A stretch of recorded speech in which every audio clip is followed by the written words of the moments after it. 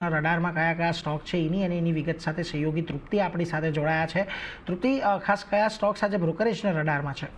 Good morning Neeraj. આજે શરૂઆત sector અને સ્ટોક્સ બંને જ મારી સમય છે. શરૂઆત આપણે સ્ટોકથી કરશો તો ખાસ કરીને પાઇપલાઇન કંપનીઓ જે છે, પાઇપ કંપનીઓ, તેના પર યુબીએસનો આપણને એક રિપોર્ટ અહીં આપણી સમક્ષ આવતો જોવા મળી રહ્યો છે. તેમને એસ્ટ્રલ માટે બાય રેટિંગ્સ તેમને યથાવત રાખ્યા છે. લક્ષ્યાંક તેમને 1800 રૂપિયા પ્રતિ શેર કર્યા છે. ત્યાં બીજી તરફ સુપ્રીમ ઇન્ડસ્ટ્રી માટે તેઓ વેચવાલીની સલાહ આપી રહ્યા છે અને લક્ષ્યાંક તેમને 3500 રૂપિયા પ્રતિ શેર કર્યા છે. તેમનું માનવું છે કે એશો FY26માં પ્લાસ્ટિક પાઇપ સેલ્સ જે છે તેના વોલ્યુમમાં રિકવરી જોવા મળી રહી છે અને મળી શકે છે. અને FY27માં સેક્ટર સેલ્સ વોલ્યુમ ગ્રોથમાં હાઈ સિંગલ ડિજિટ ગ્રોથની પણ તેઓ અપેક્ષા અહીંયા તેઓ આપણને રાખતા જોવા મળી રહ્યા છે. બીજી તરફ તેમને પણ કહેવું છે કે ચીનની એન્ટી ઇવોલ્યુશન જે પુશની જે નીતિ છે જેને કારણે કરીને પીવીસી પાઇપલાઇન જે છે તેના પ્રાઇસમાં નીચલા સદિક સારી એવી રિકવરી જોવા મળી શકે છે. અને બીજી તરફ BIS એન્ટી ડમ્પિંગ ડ્યુટી જેવા ભારતીય પગલાંને લીધે કારણે કરીને પણ પીવીસીના પ્રાઇસીસમાં ફરી એક ઉછાળો જોવા મળી શકે છે. હવે એસ્ટ્રલમાં તેમને બાઇંગ શું કામ આપ્યું છે કે તેમનું કહેવું છે કે બેકવર્ડ ઇન્ટિગ્રેશન સાથે માર્જિનમાં એક સુધારો આવી શકે છે. આ કારણસર ત્યાં તેઓ બાય રેટિંગ્સ આપી રહ્યા છે. અને સુપ્રીમ ઇન્ડસ્ટ્રી માટે સેલ આપવાનું મેઇન રીઝન તેમનું એ છે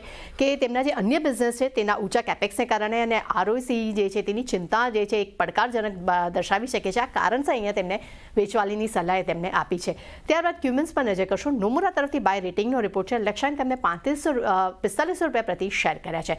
તેમનું માનવું છે કે ગ્રોથ તરસમાં ખાસ કરીને કોસ્ટ એફિશિયન્સીનો એક સમાવેશ અહીંયા થતો જોવા મળી રહ્યો છે. ખાસ કરીને 33% ROE સાથે FY25-28 દરમિયાન તેઓ 18% નફો CAGRની તેઓ અપેક્ષા રાખી રહ્યા છે. સાથે તેમનું એ પણ કહેવું છે કે GST ઘટવાને કારણે કરીને માંગમાં તેજી આવી શકે છે અને પ્રાઇસ કેપેક્સમાં એક રિવાઇવલની પણ તેઓ અપેક્ષા રાખી રહ્યા છે. પોઝિટિવ રિપોર્ટ અહીં આપણે કહી શકીએ છીએ. L&T માટે પણ આપણને એક આઉટ પરફોર્મ રિપોર્ટ આપણી સમક્ષ જોવા મળી રહ્યો છે. જે CLSA તરફથી આપણને આ રેટિંગ્સ પણ જોવા મળ્યા છે. લક્ષ્યાંક તેમને 4320 રૂપિયા પ્રતિ શેર કર્યા છે. તેમનું માનવું છે કે FY26માં મીટિંગ ગાઈડન્સ અંગે એક પોઝિટિવિટી તેઓ દર્શાવી રહ્યા છે. સાથે તેમનું એ પણ કહેવું છે ક્વાર્ટર 1માં ઓર્ડર બુક જે છે તે વાર્ષિક ધોરણે 31% જે વધી છે. નફા પણ અહીંયા એક શાનદાર એક પોઝિટિવિટી ત્યાં પણ જોવા મળી છે. ROEમાં પણ 230 બેસિસ પોઈન્ટ એક સુધારો જોવા મળ્યો છે. સાથે તેમને પણ કહેવું છે કે પશ્ચિમ એશિયા અને ભારતમાં લગભગ 12 થી 15 મોટા $1 બિલિયન જે કંપનીને ઓર્ડર્સ મળ્યા છે તે FY26 માટે એક મોટી તક જે છે તેઓ અહીંયા જોઈ રહ્યા છે. અને કંપનીના માર્જિન્સને લઈને હવે કોઈ બહુ મોટી ચિંતા તેમને નથી દર્શાવી રહ્યા તેઓ. એટલે L&T માટે પણ પોઝિટિવ રિપોર્ટ છે.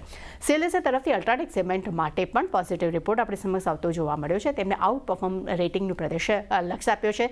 લક્ષ્ય તેમને આપ્યો છે 13,500 રૂપિયા પ્રતિ શેર. તેમનું કહેવું છે કે એશોમાં ડિમાન્ડમાં એક રિકવરી જોવા મળી શકે છે. અને ખાસ કરીને GST કાપ બાદ હવે મધ્યગાળામાં પ્રાઇસમાં એ જે એક સુધારો જે છે તે અહીંયા જોવા મળી શકે છે. એટલે કે પ્રાઇસ વધી શકે છે અને સામે કોલ સેલ્સ દૂર થવાને કારણે કરીને જે કંપનીના ખર્ચમાં જે છે તે 20 રૂપિયા પ્રતિ ટનનો ઘટાડો પણ તેઓની અપેક્ષા રાખી રહ્યા છે.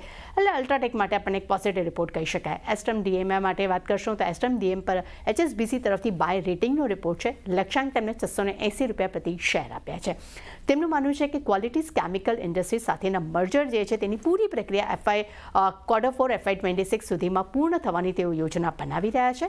અને સાથે તેમને એવું પણ લાગી રહ્યું છે કે કેરળ અને બેંગ્લોરમાં ગ્રોથ જે છે તે કંપનીના મુખ્ય એક ડ્રાઈવર તરીકેનું કામ કરતું જોવા મળી શકે છે. અને છેલ્લે નજર કરશું ટાટા રેલ પર. અહીંયા મોર્ગન સ્ટેનલી તરફથી ઓવરવેટ રેટિંગનો રિપોર્ટ જોવા મળી રહ્યો છે. લક્ષ્યાંક તેમને 1070 રૂપિયા પ્રતિ શેર કર્યા છે. તેમનું માનવું છે કે 21,000 કરોડના મોટા પેસેન્જર ટેન્ડર જે છે અહીંયા કંપનીને મળતા જોવા મળ્યા છે. સાથે કંપનીની ક્ષમતા અને ખાસ કરીને ટેકનો સપોર્ટ જે છે તે ખાસ કરીને કંપનીને આવનારા સમયે એક મોટો ફાયદો અપાવી શકે છે.